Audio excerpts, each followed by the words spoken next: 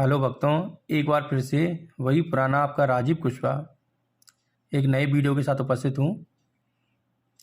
आज मैं आपको नवरात्रि के चैत्र नवरात्र के बारे में बताने जा रहा हूँ। माँ शैलपुत्री की पूजा विधि, प्रिय रंग, प्रिय भोग, स्तुति, प्रार्थना, बीज मंत्र, व्रत कथा के बारे में बताने जा रहा हूँ।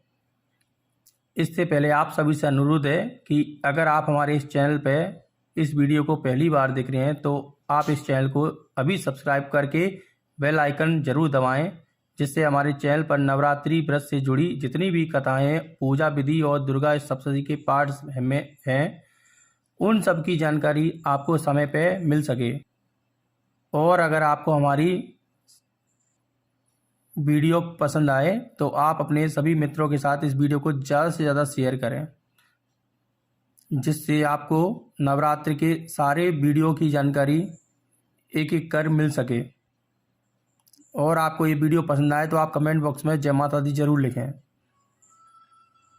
आज हम बात कर रहे हैं चैत्र नवरात्रि के पहले दिन की पूजा विधि के बारे में।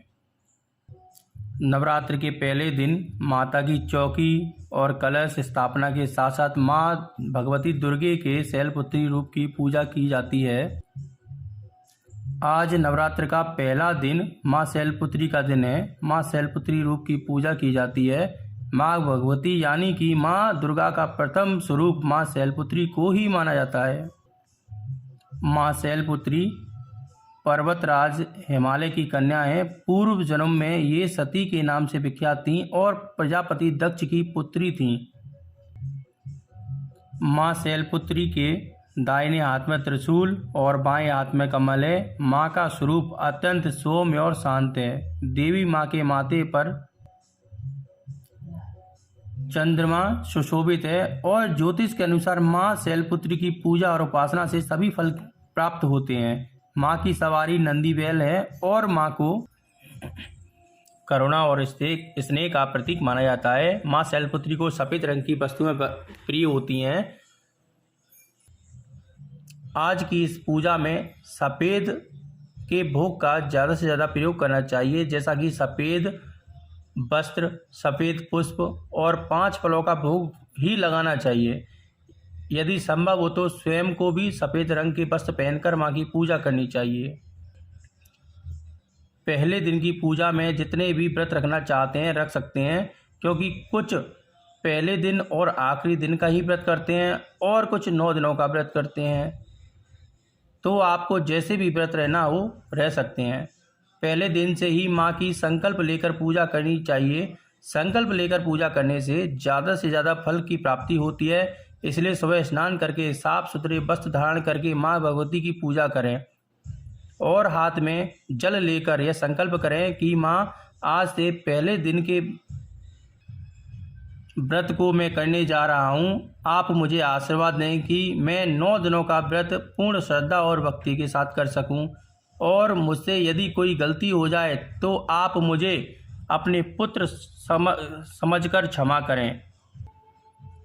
और फिर हाथ में लिए हुए जल को माँ के चरणों में समर्पित कर दें।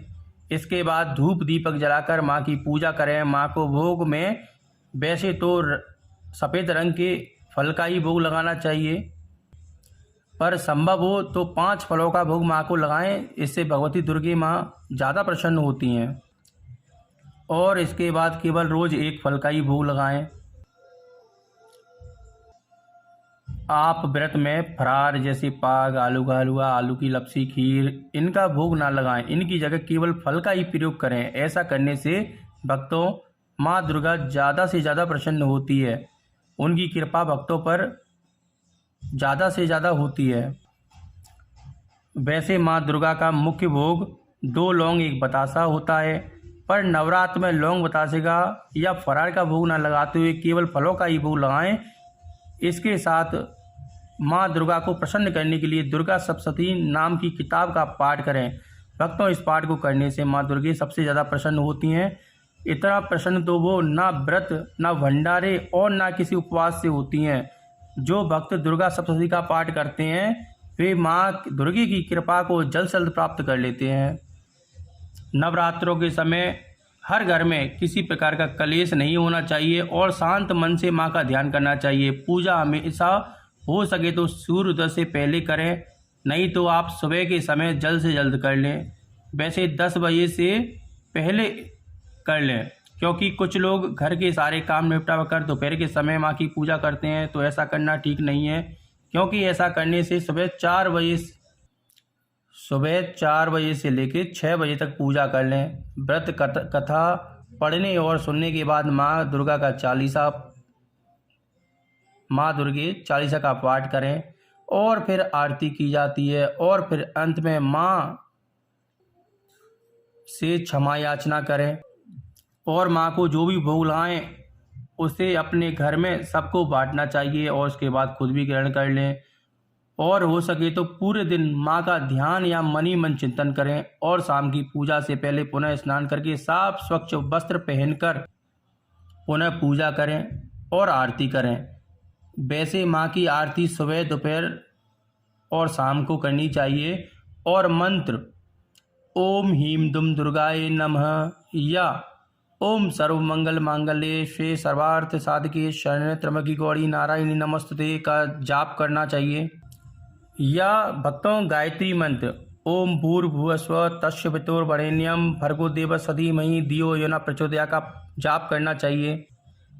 माँ शैलपुत्री का बीज मंत्र ओम ऐं ह्रीं क्लीं शैलपुत्रे नमः का 108 बार जाप करना चाहिए। माँ की सच्चे मन से पूजा करने से माँ निश्चय ही सारी मनोकामनाएं पूरी करती हैं। अब सुनाते हैं माँ शैलपुत्री की कथा। पौराणिक कथाओं के अनुसार एक बार राजा दक्ष के स्वागत के लिए सभी देवता अपनी अपनी जगह खड़े हुए, लेकिन भगवान शंकर अपने स्थान से खड़े नहीं हुए। दक्ष को अपनी पुत्री के पति की यह बात अच्छी नहीं लगी, उन्होंने इसे अपना अपमान समझा। कुछ समय बाद प्रजापति दक्ष ने अपने निवास में भगवान एक बड़े यज्ञ का आयोजन किया। उसमें भगवान शंकर को नहीं बुलाया और सभी देवताओं को बुलाया। जब देवी सती को अपने पिता के यहाँ होने वाले यज्ञ का पता लगा तो वे भगवान शंकर से वहाँ जाने के लिए जिद करने लगीं। भगवान शंकर ने बार बार मना किया पर वे ना मानी और चली गईं। जब देवी सती अपने पिता के यहाँ पहुँची तो उन्होंने देखा कि उनकी माँ के अलावा वहाँ उनसे किसी ने भी प्रेम से बात नहीं की और सती के पिता दक्ष ने सभी के सामने भगवान शंकर का अपमान किया। जब बार बार दक्ष ने अपमान किया तो सती इस अपमान को सहन न कर सकी और उसी हवन में अपने प्राण त्याग दिए। इसके बाद उन्होंने अगला जन्म शैलराज हिमालय के घर में पुत्री के रूप में जन्म लिया। इसलिए शैलराज हिमालय के घर में जन्म लेने के कारण इनका नाम शैलपुत्री पड़ा।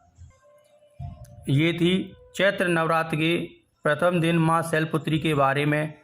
अब अगले दिन माँ दूसरा दिन ब्रह्मचारिणी का होता है। इसके बारे में जानने के लिए आप हमारे चैनल को अभी सब्सक्राइब करें और बेल आइकन दबाएं और इस वीडियो को ज़्यादा से ज़्यादा शेयर करें। इससे आने वाले जो भी दिन हैं उनके बारे में आपको सभी जानकारियाँ समय पर मिलती रहें। जय माता दी दोस्तों।